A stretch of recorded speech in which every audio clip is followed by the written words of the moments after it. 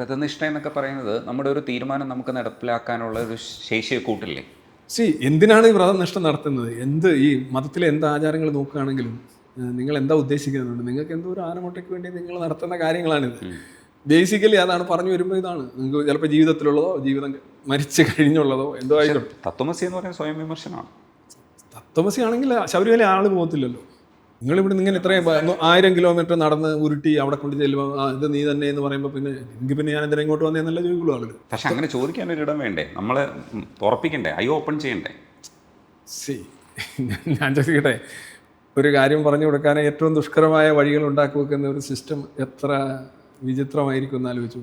അതായത് ഈ പറയുന്ന 41 ദിവസം വ്രതം എടുത്തിട്ട് ഇനി താങ്കൾ തന്നെ ഇപ്പോൾ ഇവിടെ ഇരുന്ന് ഇത് തിരുത്തി പറയേണ്ടി വരും. ഇത്രയും വ്രതം എടുത്ത് മലയിട്ട് പൈസയും ചെലവഴിച്ച് അവിടെ ചെല്ലുമ്പോൾ നീ തന്നെയാണ് ആ മനുഷ്യൻ നീ തന്നെയാണ് എന്ന് പറയുമ്പോൾ നിങ്ങൾ പറയുന്നു അവിടെ എത്തിച്ചിട്ട് അത് പറയിച്ചു കൊടുക്കുന്നു. അങ്ങനെയാണെങ്കിൽ ഒരു പ്രാവശ്യമല്ല ശബരിമലയിൽ പോകുള്ളൂ ആളുകൾ.